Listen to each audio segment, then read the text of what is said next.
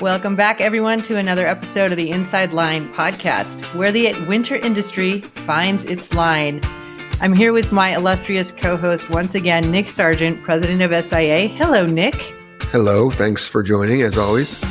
And today, we are so excited to feature a partner of SIA on the show, one with many, many insights as we head into this winter.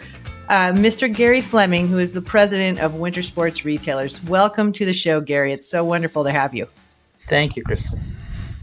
So I thought we could just get a little bit of background and information in place before we jump into the questions. But I was hoping you could describe or just sort of talk through what happened in early 2024 in terms of the merger that happened or the consolidation, just to kind of bring the audience up to speed and put some time pegs in our conversation. And then we'll kind of go into some other fun topics beyond that. Sure.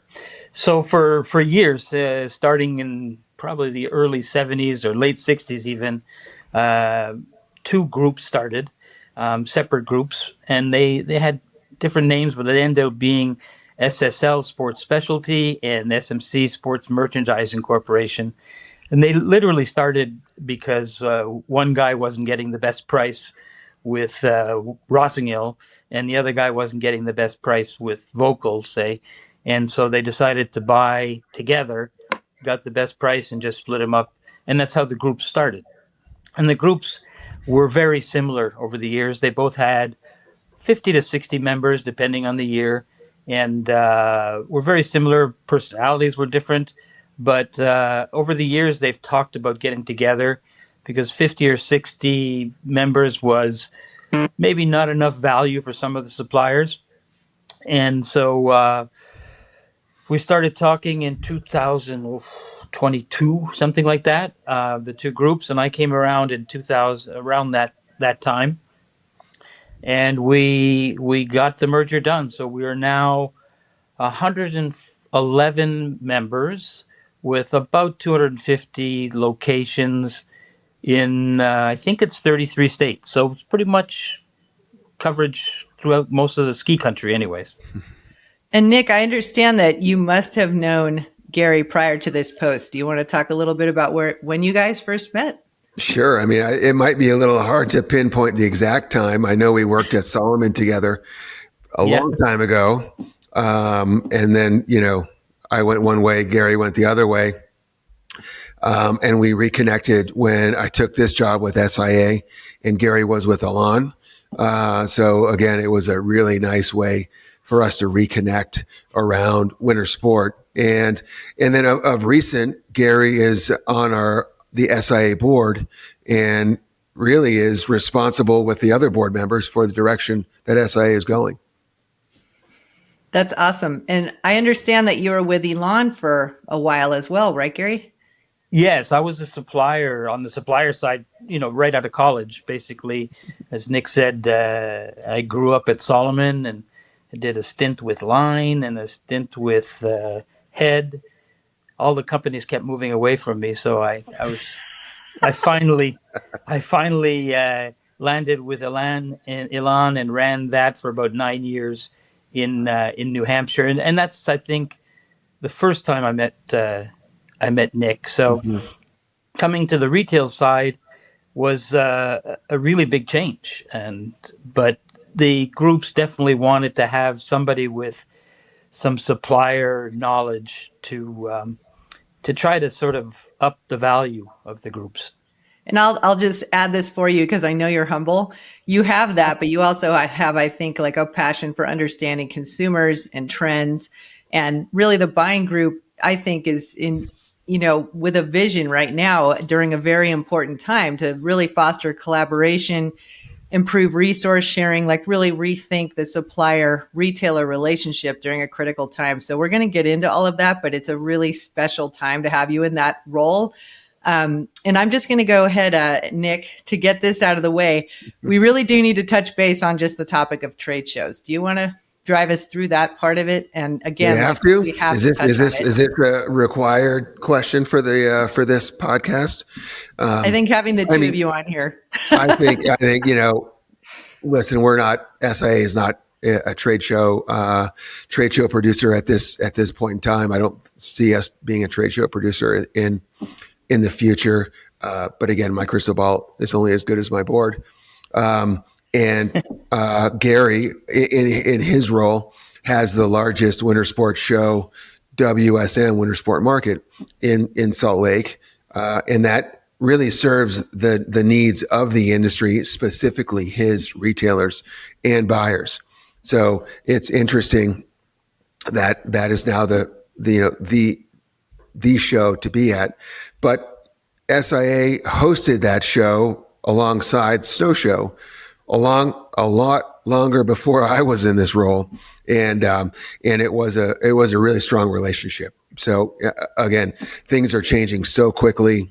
It's fascinating to me that Gary, as a leader in the manufacturing space, is now leading the retail community, which again is, I kind of compare that to, I'm one of a few people that made the jump from a hardcore alpine background to a hardcore snowboard background, and now run the trade association that runs the entire business. So, Gary and I have a lot in common in those respects, and this industry is changing and evolving so quickly, and it's going to continue to change and evolve. But Winter Sport Market is an amazing show.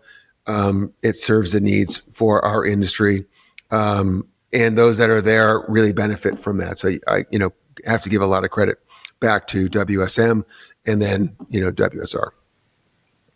It's also great to have them as a partner for some key initiatives. And as you said, having Gary on our board is immensely important. So I guess I just want to ask the two of you, since you're here, it makes sense to ask, these are B2B gatherings. Obviously, I think the industry voted, like, we are where we are.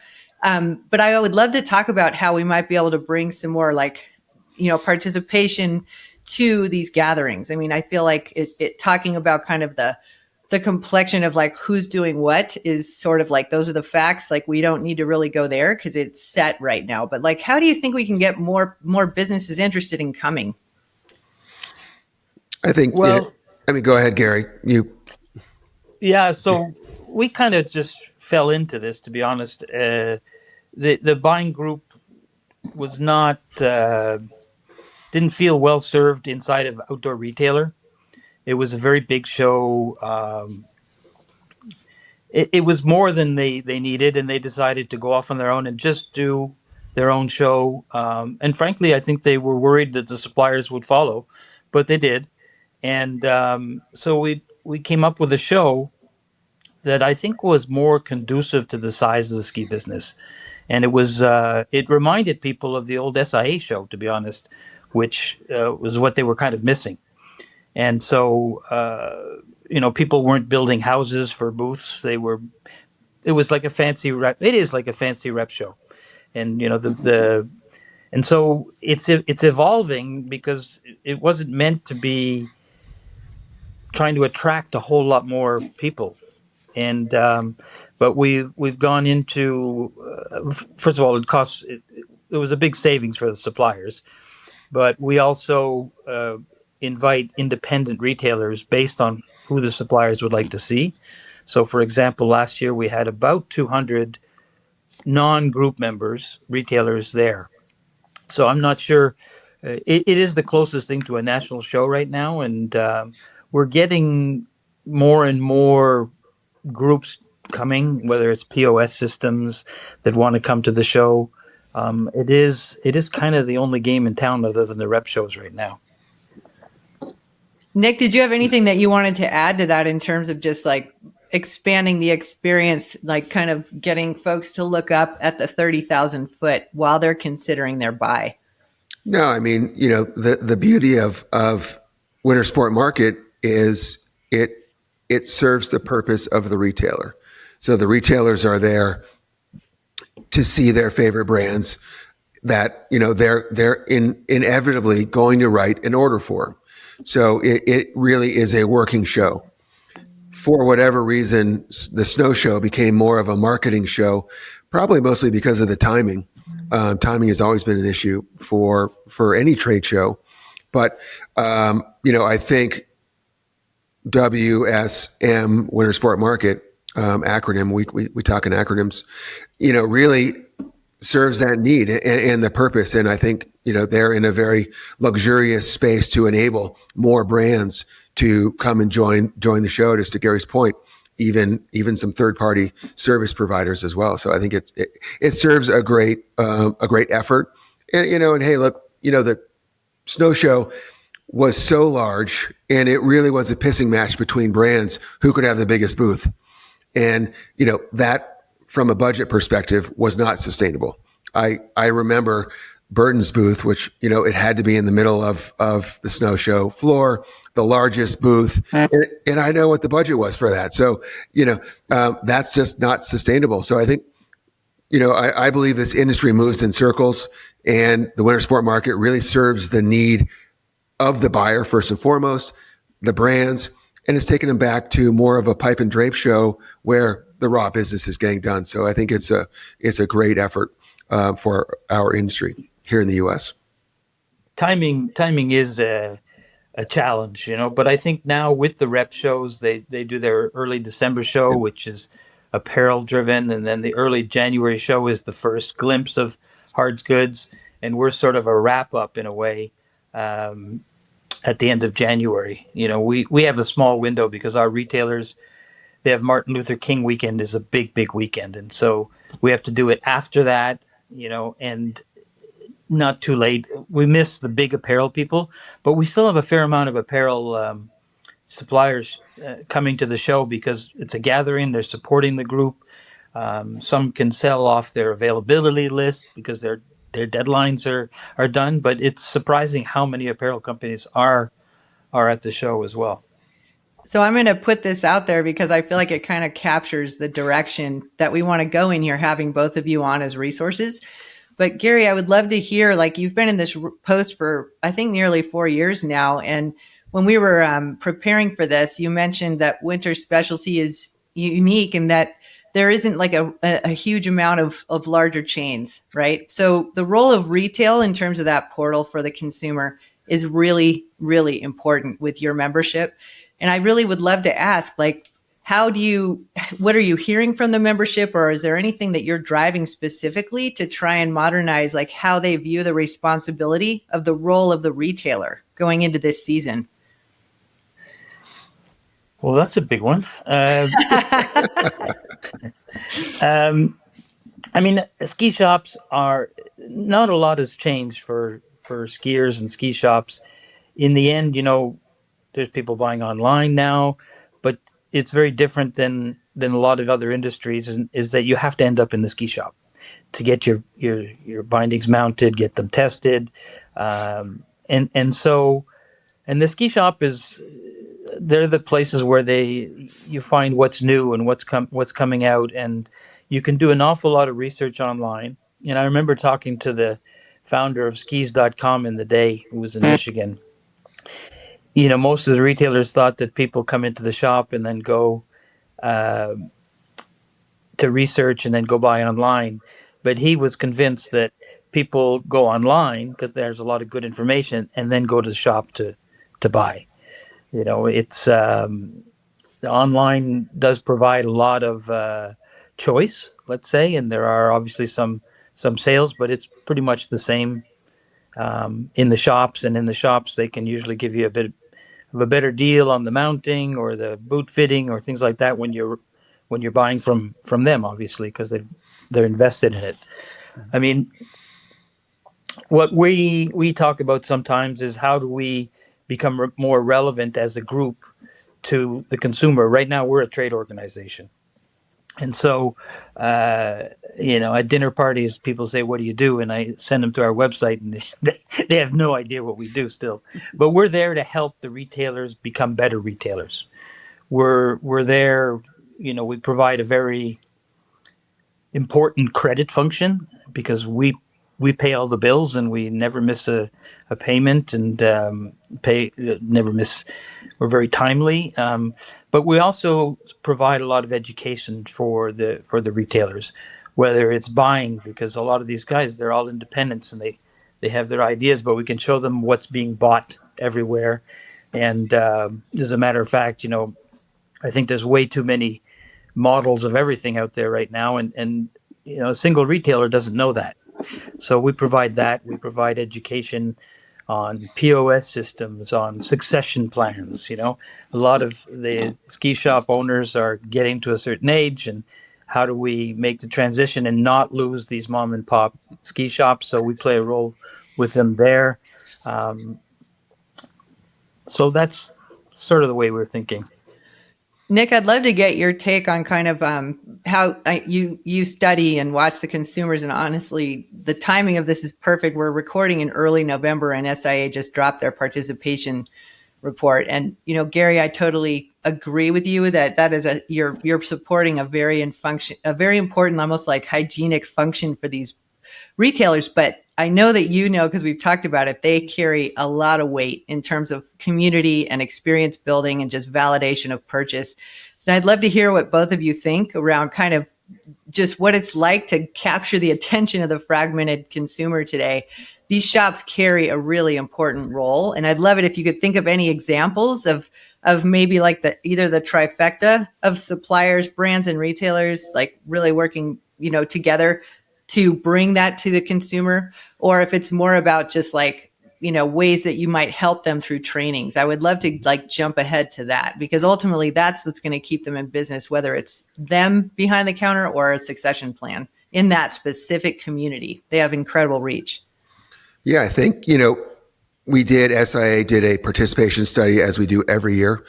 This was the first year we had over 30 million participants identified in winter sports. That's a huge number if you look at the size of our industry and those that are participating. Obviously, everyone wishes it was greater, but 30 million is a significant number, and those are participants that are alpine skiing, snowboarding, sledding, snowshoe, Nordic, backcountry, fat tire biking, etc.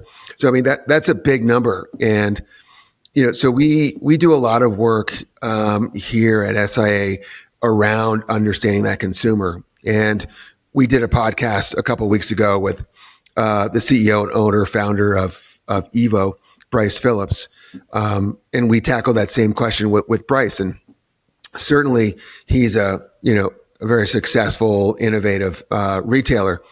And the one thing that he mentioned, which really echoed our data, is that consumers are looking for experience and community.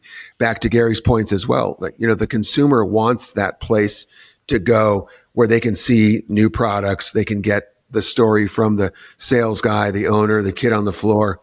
What's new? What should I be looking for? What should I buy? And those are invaluable touch points. And, I see retailers starting to pivot in that space, because they realize they are competing with the internet. And, I'd be lying to you if I said that I don't do the same thing, because I do. And the internet is knowledge, and it's instant knowledge that you can get on the fly. You can compare pricing. You can read descriptions. You can go and get consumer feedback as you're trying to make a decision. I mean, when you buy a ski or a snowboard, it's somewhere between $800 to $1,200 purchase. That's a pretty significant toy purchase for you. And you want to make sure you're buying your favorite brand, the right ski. Maybe the color is important to you. Maybe the dynamic of what that ski provides is important, or snowboard. But I mean, there are countless examples of how this is changing our landscape. And I think consumers in general want that sense of experience and sense of community, feel like they're a part of something. And that's really what ski resort towns have had for as long as I've been living in ski resort towns, which is my entire life. But I don't know any different, but I'm still looking for an experience. And I live this every day as Gary does, and as you do, Kristin, but experiences are fun. That's why we get involved. But, turning this, back on to Gary, there's got to be some more examples and some other brands and retailers that are working together to deliver, something like that, an experience or community that is driving, excitement, especially this time of year. Well, I used to say, Kristin, when I was a supplier, I would ask all these retailers, who here didn't get sold by Solomon or Rossignol when they opened their shop? And inevitably, three-quarters of the hands go up. And I said, yeah. And do you remember how you put Fisher on the map or Head on the map because you didn't have it? And they sometimes forget that they are the brand builders. Definitely online now offers a good opportunity or a better opportunity for suppliers uh, to to build a brand and to have a personality.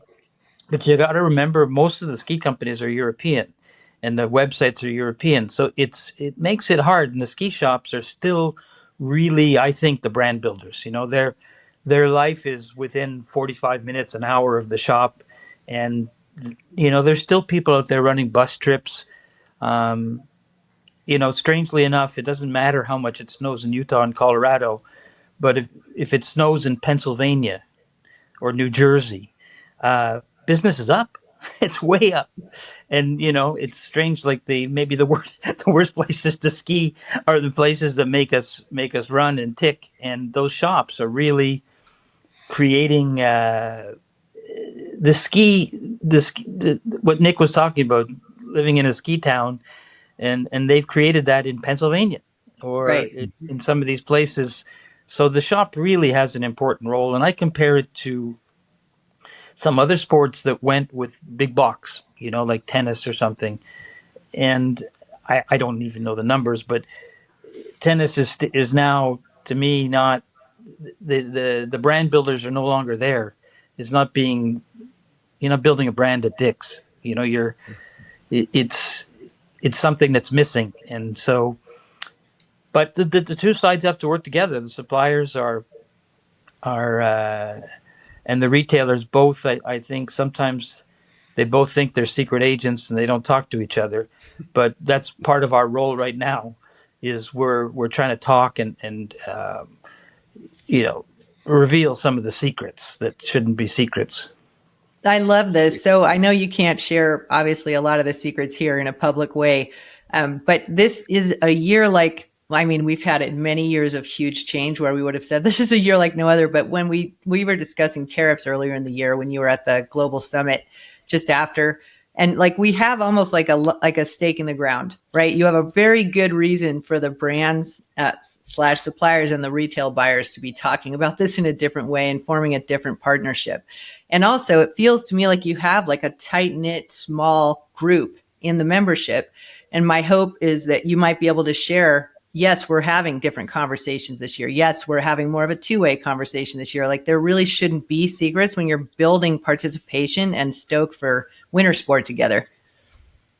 Yeah, well, unfortunately, we still have a few conspiracy theorists in our group, but we try to share a lot of information. I mean, when you think about the number of models, I think in skiing's heyday, when I think the market was about over 1 million pairs, there were 220 models of skis on the market. Now the market is about half of that, and there's 1,200 plus models. Oh my word! Yeah, and so and I can use something a friend of mine, Glenn Blake, says.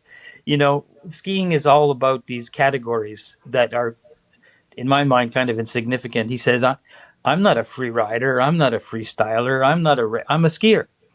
And so there's different ages, and you're coming from different eras, but you're all skiers, and so we tend to complicate things, and that comes a little bit from Europe.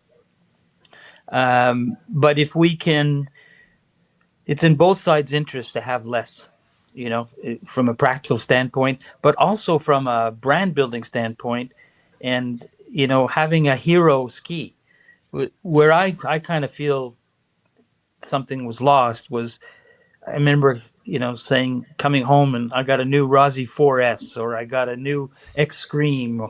The hero was the ski or the product, particularly the ski, not so much the binding your boot. But now I've kind of lost that because there's just so many models. There are, we're just sort of spread out, and we're throwing darts and we need to shoot a big cannon. I love that. Be more targeted. Nick, do you want to comment on that? I know you have a lot of Yeah, opinions. I mean, I live both sides of this, and to Gary's point, I go into a ski shop and I look at the ski wall, and I'm confused, and I'm the guy who's supposed to know what I'm looking at. And I've seen this, throughout my career. Just the manufacturer continues to make more and more skis, but as they're making more and more skis, they're not shrinking their line. They're continuing to make the same ski that they had made for 3 or 4 or 5 years. So I'm a believer, less is more. And to Gary's point around, how do you categorize yourself? I'm a skier. I may have a few different types of skis living in Utah, an all mountain, a powder ski, but it's too easy. The sport's too easy to confuse the consumer, the retailer, even the people making the product, who are looking down the line, maybe asking themselves a question: why are they making so many SKUs? And the industry is not getting bigger, and we are in a very, I would say, comfortable, unique space from a sport perspective. People love to ski and snowboard and ride. It's not going away. So we have a captivated audience. And when it snows coast to coast or in the middle of the country or on the edges, people go out and do it. But, I think there are some ways that we can innovate the industry. We can collaborate with the retailer, who are the front line, seeing and speaking to the consumer, and utilizing that information and that data to really form where we see the industry going, and more importantly, where we want the industry to go, where people are informed, excited, are looking to purchase a product, and the product meets the needs of the consumer. So, Gary, I have to ask, in today's consumer decision journey, if you will, there must be like a successful bridge, if you will, that a brand can just do, almost like an elegant handoff to a local specialty store. And I know that that goes right back to what you were just talking about. And I'd love you to go into more detail on, which is the partnership and the way that the suppliers are working with the retailers. If there's anything you can add to the conversation in terms of going into this brand new season with all of the consumer fragmentation we have, we would love to hear what might be working there. Well, I think it's necessary for the brands to work with the shops and to bring everything full circle. I think it's also sensitive because sometimes brands are too quick to change things, or they want to bring something into the market, and we live in a very short season. The resort towns don't even open up basically till mid-December. And then if a brand is trying to launch something new for the following year in January, that doesn't always go over so well. It's not necessarily a practical thing. But, there are some brands that do a good job of planning it out, making sure that the stores can have some inventory here and time it at the same time as their launch, because the online presence of the brands right now has given them a lot more reach than they used to have. They used to have to go only with the retailer. That was their messenger. So I think it's in the execution, but I would say in general the brands are a little too quick to change things. They got to trust and give some time. We're not a big industry, and so and there's not any magazines anymore. You used to walk in with your ski magazine buyer's guide, but those things are really not in play anymore. And we would like to see products be around for 2 or 3 years, and then people will find out about some really interesting skis, because we're in a bit of a hurry to change, and we've got to exude a little bit more patience, let's say. The challenge, I think, too, is demographically, younger skiers and riders will pick it up immediately, right? If not that day. So they're looking at their feed, etc. But then there's a whole swath of us who are maybe not as plugged in, thankfully.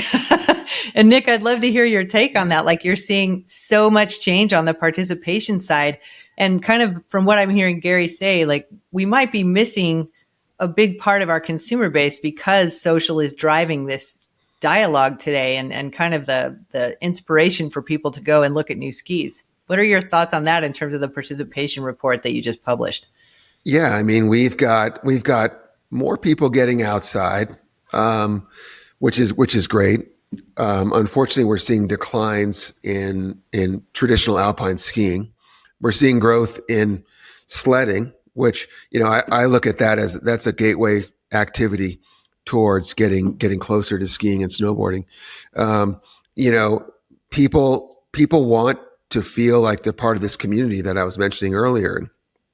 And, I definitely see that the collaboration between a manufacturer and a retailer is so important in today's retail environment, and even for the success of this industry.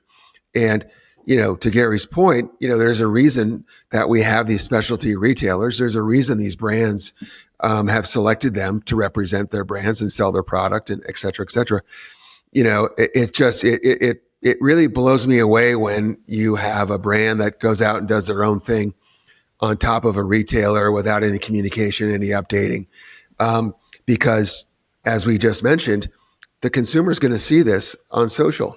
And that's where the consumer is getting a number of their updates and education around ideally their favorite sport and their favorite brands and what's happening.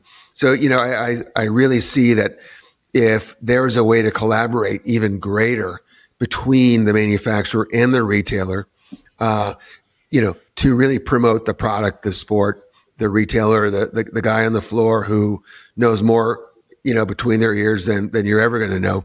Like, those are the things that we really want. And I'll just preface that with an experience I had with one of my kids. I was in a retailer, and my daughter wanted to see some product, and so we were looking at the things that she was interested in.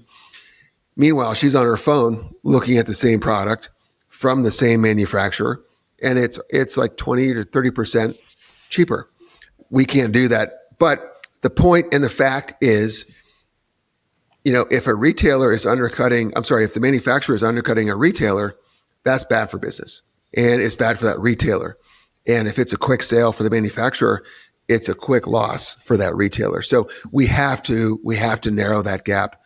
And, I see, this is the way the world works. I mean, yes, you can buy a truck on Ford.com and have it delivered to your house, but you're going to go to the retailer to go look at the color, look at the interior, go get it serviced.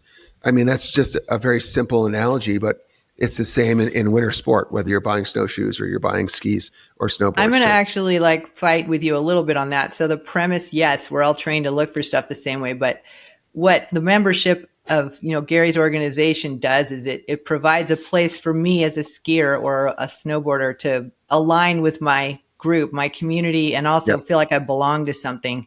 And I think that is a part that they're decades of experience in. But what you just brought up, Nick, that's so important to this conversation is trust is broken with a consumer, no matter how old they are, when they're looking at their phone and in a retail store and there's not parity. And forget attention. Like the war of attention is far gone. It's way too big. It's out there. We can't harness it anymore. The true war today for specialty is trust. And if anybody has trust, Gary, it's your membership in their community. It is literally the place people go to learn the truth about what they're about to buy, and they trust that shop. And I feel like if there are, suppliers listening right now, that's the one thing they have to do is help your members be able to lead that consumer journey and that portion of it with trust. What are your thoughts on that? Well, definitely. I mean, the retailers on the front line, they hear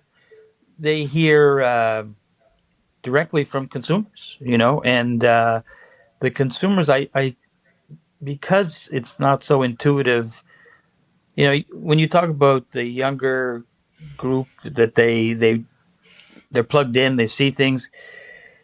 That's a very small percentage of who's buying skis and who's got a condo at the ski area, and right. I always use this friend of mine who's in his 60s now, but he's had a season's pass for 35, 40 years. And he loves skiing like nobody else. I mean, and yet he doesn't hear about these things. He needs to go to the shop to hear what's going on. Not everybody does their full on research online. Um, the shop is a fun place to be. In It that, is. as a kid, Friday night we would go, and in the I don't want to date myself too much, but in the days where stuff was changing, like all of a sudden ski breaks came in, you saw all these new things, and I have to work a lot with my retailers to get them to accept new, because at one point it's easier to stay status quo than to embrace some new things. But that's why you go to a ski shop, to see what's new. Yeah, and totally agree. But it brings it down to we need things to change a little more slowly, and I mean, honestly, I think there are tools that these large suppliers that you're working with. You mentioned Europe before in our conversation. They have other product categories that I think they might be able to like pull playbook pages from, where they are doing this differently in different markets with different product categories. And I think it's just a matter of like, we haven't talked about the rep at all in this conversation. That is literally a human being that's like bridging the two together, right? So I'd love to get your take on, is there anything we can put out there on that front? Because it's like the person from the brand who's servicing the local shop, and in many cases over the years has also been an influencer, right? So I'd love to hear kind of anything both of you want to add around like the role of the rep today. well, half my friends are reps, but talk about secret agents. these guys can play a really important role, and they've played an important role even on the practical side. While we were all having trouble with trade shows, they filled a void and are quite practical. But in a town, the rep with the truck rolls in, and they can have a really big influence working with the retailer and the demos, and they're an important part. Sometimes they became almost too important, and that's why we push our members to come to the trade shows, because that's where you meet the management. And for me, the relationship should be half with your rep and half with management, and that takes place at the trade show with the management side of things. And it's also important for the management of the suppliers to meet the retailers and spend some time with them as well. But I'd love to actually like segue this into, and we're so grateful that you're on SIA's board, but the leadership of SIA has been stalwartly committed to trying to make that chasm between continents disappear, because literally it's all one marketplace. And Nick, I would love for you to chime in, or Gary, like the importance of getting those leaders from Europe to our market to see the state of, because I feel like so many of the things, Gary, that you've pointed out, and so many of the things that Nick and Maria talk about at SIA are really talking about evolution, and they can't see the evolution unless they're embedded with their retailers and empowering their reps. And I would love to hear from either of you in terms of thoughts you have on like driving that this winter season. I mean, the trade show was the perfect venue to have European representation from these European companies that were selling product in the United States to meet the retailer, engage with the retailer, engage with their local representatives, to really learn and understand the market. With a blip on the map of COVID, and then post-COVID, winter sport market being the show to go to really engage with management from these companies. It's really important that European management attends this and that event as a way to continue to bridge the gap. And as you mentioned, Kristin, this world is changing so quickly and right in front of our eyes. And not to get into SIA, but we're focused on things that are affecting our business around tariffs and compliance and regulations, et cetera. those are the same things that are affecting the business in Europe and in Asia as well. So it's really important for these events like Winter Sport Market and the Global Summit, which is a concept that our board created end of season to engage with the retailer, engage with the brands outside of the buying cycle, to have a beer, go for a ski, get educated, but also give you another opportunity to see management and European management. So I think it's, it's important. And, going back to Gary being on the SA board, it was really important for our board and staff to have a retail representation so we could better understand what's happening at retail, and we can make changes and we can adjust our initiatives to reflect benefits that may assist WSR, especially the retailer, the box store, or the little guy in the corner. And those are really important collaborations that we've been talking about throughout this podcast. And it's just another example of what happens at resort, happens at retail, happens, even at a board level. So you've got to continue to evolve that platform. I think, Kristin, that this is really a relevant question, especially coming off of COVID, because before COVID, the Europeans were at the trade show. They were at some committee meetings that we used to put up, and they didn't come for 5 years. And what happened, everybody was way behind producing because COVID made the market go way up. I mean, way up. And they were catching up. And then their American executives were telling them it's coming back down, and they didn't listen. And it was the biggest glut of inventory I've ever seen in 30 plus years in the ski industry, which was really not a good thing for any of us. And they need to hear directly from us. And so both NICS, SIA, and WSR have a real role in getting them to come back.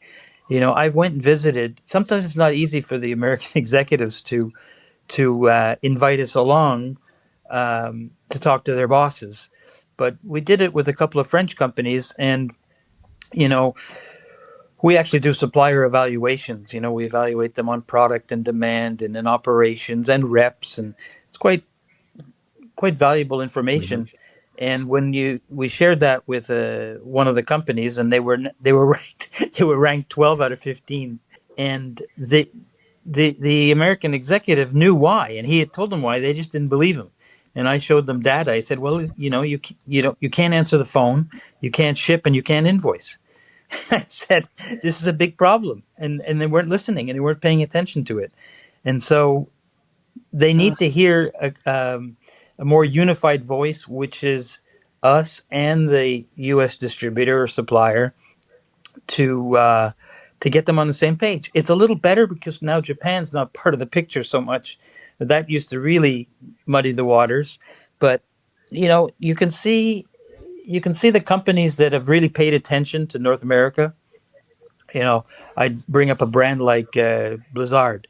They really listened and came here and learned, and they went from absolutely zero to a leadership position because they paid attention to the market. And that meant the Europeans had to be here and back and forth. So I think it's really the last 5 years were an issue for that, and we're trying to get it going again. And I think Nick and SIA has done a really good job, with some of the regulations that are coming and connecting with the Europeans, because in the end, there's all the manufacturers in hard goods are coming out of Europe except one. So, Well, I shouldn't say that. There are independents, the majors. Again, like this contributes to the consumer confusion. I'm so glad that we were able to touch on the global topic, because everybody who's listening, like, we implore you, this is a global conversation. And if we want our businesses to improve, we have to use the resources and the bridging that SIA is putting in place to bring these regions closer together and really improve the business. And the Blizzard example is a great one. How quickly did you see them make that turn? Like, what's the proof of concept there for us? Well, they paid attention. I mean, it's funny. For 30 years, I sat around the United Nations table with all the ski countries, and you should see what it's like having a conversation talking about naming of products. It's you would just laugh. It's difficult to come up with a name, but how words are so important to us here, and over there they don't care. It's just another English word, and so the companies that say, well, let's let North America pick the name, it's not going to matter in Europe. But it's as simple as that sometimes, like a Brahma. There's nobody in Europe that knows what a Brahma is, but it worked. Right. But they just paid attention to it. And now, it's like the markets are about the same size, Europe and the US or North America. Mm-hmm. Japan, unfortunately, but they used to influence an awful lot because they were the biggest market, and they sold stuff at the highest prices, and so they were a big influence, in categories and graphics and all sorts of things. I'll just say it for your benefit. Suppliers listening to this today, Gary's membership is incredibly influential, and please use the resources that SIA is putting in place to sit around this United Nations table and have a different conversation. Nick, I'd love for you to weigh in. Let's say you're at that table. I sit at that table today, yes. And I travel to Europe frequently and sit with all of these companies in one room individually, and it's truly a global business. What happens here in North America and the U.S. is happening in Europe and even in Asia outside of Japan and China. It's nuanced between countries and regions. But to Gary's point, which is spot on, the company needs to listen to their frontline players. The retailers are frontline player. Their distribution or subsidiary is their frontline player. And that's where the business is happening between the regions. The retailers and the subsidiaries. And if you're not listening, you're going to be missing out on incremental sales. And but you also need to understand the region that you're servicing, that you're shipping product to, so you don't overship product expecting that region to sell all that product because it's the U.S. It's the largest market. But is that reality? Because the flip of that coin is the distribution and subsidiary will try to sell, the retailer will try to sell, they end up flooding the market, they end up losing sales in the future. So again, it's getting those relationships more intact with what's happening in the region and around the world. It's listening to your front line, and it's being a true global player. So I agree with all that's been said. Yes, and you've really put a lot of great resources and tools in place that you're obviously, Nick and Maria are leading, and Gary is right there at the table, which is incredibly valuable. But I just want to say, as we're wrapping up here, suppliers have to set specialty up to win. You are literally the last mile. You are the most important part of the race in that journey. And I feel like everything we've discussed here today leads us to that, whether they're sitting in Europe or the one company sitting here in the good old USA. But ski promotion is local, not national. Yes. That's really the takeaway. That is the takeaway. And again, that's where the buck starts and stops. That last mile is where the action happens. And Gary, I stole that one from you. So thank you for having that insight. And I think that is the most important, part of this podcast. It's so funny, Kristin, that suppliers and everybody overestimates the size of the business. Mm-hmm. And so the retailers think the suppliers are much bigger. And in many cases, we have a retailer that's bigger than the whole supplier, and they don't realize it. Mm-hmm. And the same thing with the suppliers. They get frustrated because they didn't get response from the retailer. Well, I know guys that are running $10 million ski shops, which is a big ski shop. And on Friday night, they're mounting bindings till 11 o'clock at night. So these are still specialty stores where this is where the group tries to help out. And so they don't have to be an expert at absolutely everything. But both sides have trouble understanding what they're doing. Like retailers, they call a supplier and they're in a meeting. They say, "What are they meeting about?" They're always in meetings, And then the retailer or the suppliers will say, "Why doesn't this guy answer my emails?" And so, well, it's because he's mounting.